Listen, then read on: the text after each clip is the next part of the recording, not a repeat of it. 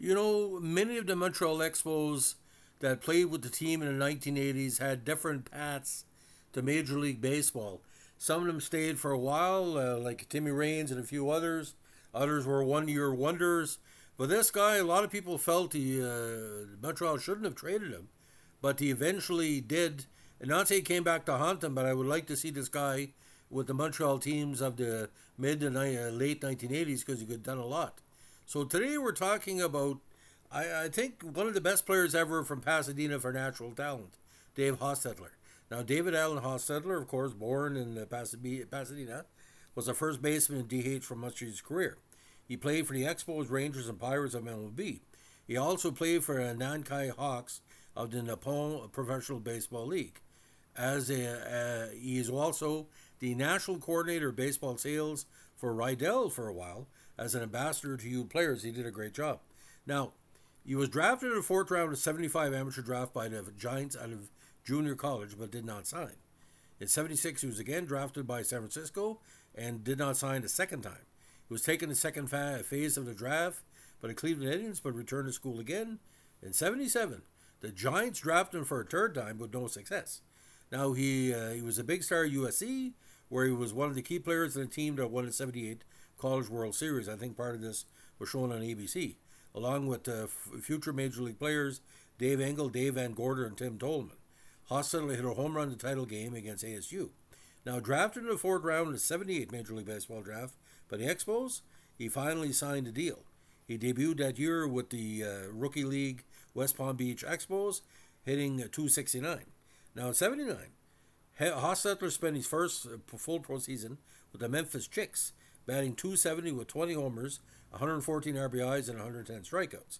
He tied for the sixth in the Southern League in home runs, drove in the most, and drew a league high 14 intentional walks.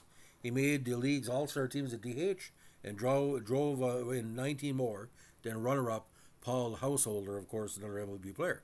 In 1980, he played on one of the truly great minor league teams of all time, the Denver Bears, who won over two-thirds of their games. The other stars on his team that year included Tim Raines, Randy Bass, and Tim Wallach.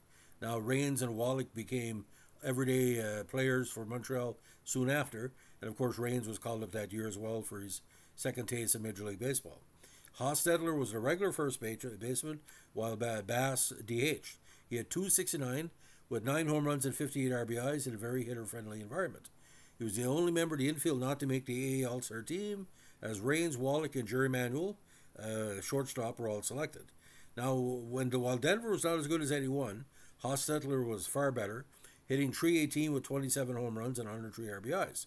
His home run total was more than Nick Kasaski and Ryan Sandberg combined in the 81 American Association, and he was only one home run behind lead leaguer George Bjorkman. Only teammate Dan Briggs, with 110 RBIs, drove in more. Hostetler was a Double-A All-Star first baseman that year. Getting his first Major League playing time, he went 3 for 6 with a homer for the 81 Expos. Now, this homer came in the last game of the season after Montreal clinched the second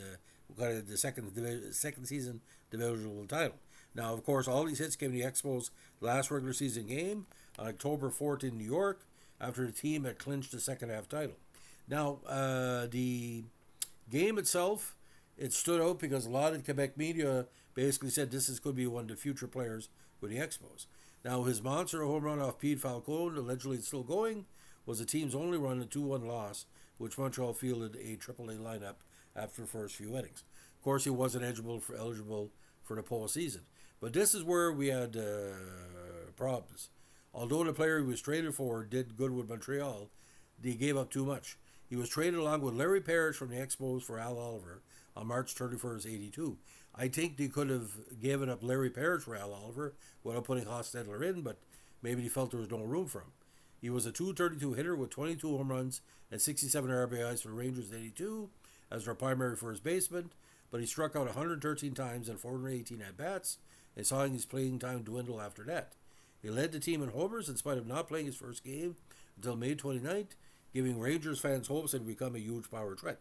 Now, according to published reports at the time, the Montreal Gazette and other Quebec papers, the reason why Montreal traded him because he was a perfect DH first baseman, and of course, at the time, naturally did not have a DH.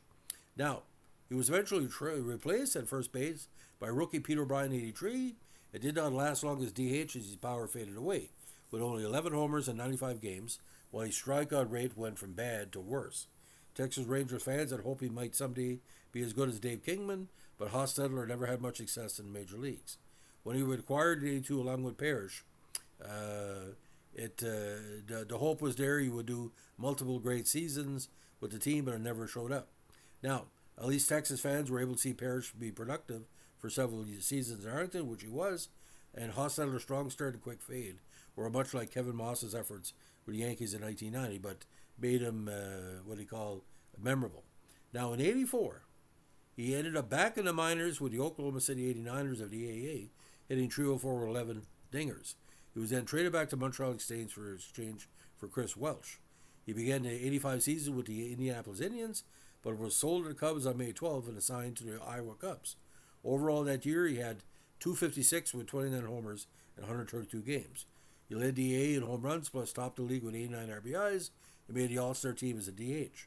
Now, he eventually found his way in Japan, playing with the Nankei Hawks out of the Pacific League in 86-87. The first year, he hit 285 with 25 homers, while in 87 he hit 251 with 17 dingers. Impressive for sure. Now, coming back to the USA, he signed with the Pirates and played 6 games with them in 88. He spent most of the 88 season with a second minor league team to draw 1 million fans. The Buffalo Bisons of the A, of course, the current rendition is the Blue Jay affiliate. Now, he hit 187 with Buffalo, and he spent his time there mostly warming the bench behind Randy Milligan and Oresta Destrade, playing only 14 games at first base. Most of his starts, again, came at DH. Now, Hostetler, again, that big season with the Rangers. But what I still say, and this is just me, ladies and gentlemen, seeing 55 play and not reach his potential because he had the two big problems of a home run hitter. He couldn't bat for average, and he was striking out quite a bit. So, again, 82, 83, 84 in Texas, okay? 232, 220, 220. Pittsburgh in limited time, 250. But the strikeouts tell the story, ladies and gentlemen. 818 career at-bats and 248 strikeouts. So the odds were not there. Now, he was top 6 in the Rookie of the Year voting in the American League in 82. But like I said, a one-year wonder, but still, the potential would have been there. Like in 1982, ladies and gentlemen, only 97 hits, but he had 37 extra base hits and 67 RBIs. So pretty good. Like in a staggered season, ladies and gentlemen, probably 25 homers, 80 RBIs. Now, the American League, I don't know exactly why the Blue Jays never took a chance on him, but he had maybe too much talent coming up, and they were pretty well loaded with Mosby and Bell and Fielder and everybody else, and Gruber. So, if you say to a Montreal Canadiens fan, Montreal Expo fan, do you remember Dave Hostetler? Well, we all do, because there was a feature on him going over to Japan. I think CBC Montreal did something on it, and he was sort of like one of the high-end favorites in Japan. Like you see, Mr. Baseball with Tom Selleck. Not saying this was the role model for that character, but there's a lot of parallels. But I remember that home run against Falcone. I said to myself, he's made it. He's going to be with Montreal next year. And next thing you know is Al Oliver, and we're saying to yourself, yeah, Oliver's great, but did you have to give up him as well as Larry Parrish? Because you knew Tim Wallach was going to take over, and Wallach was an everyday player, I think 15, 16 seasons. And Larry Parrish, your typical, 17 home runs, 70 RBI guy, but, when you can trade in the same player 10 years younger. But I think Parrish was a good fit for the Rangers, too. So Rangers for Oliver straight up, but Hostetler, I think if he would have had a better batting coach, maybe like a Felipe Alou could have worked on him quite a bit. That's what I'm saying when I think of Hostetler, okay? Let's say he would have straightened out. By 89, 90, 91 with Moises Alou arriving and Larry Walker and all that, who knows what happened, Guerrero. Hostetler could have been, a platoon player with Montreal. Because some of the players he played in positions and replaced him in Montreal were terrible. So, ladies and gentlemen, that's a story of a player I really respect, because for what he did in his short career, we still talk about him. And don't forget, a lot of these players had great college numbers. when he hit Major League Baseball, it was like a 2 or 3 year firecracker. And he didn't burn out, he just faded away because he did the numbers in the minors, but the Major League level, the strikeouts, they were looking strikeouts all the time. Thanks for listening, and don't forget, swing for the fences. Bye.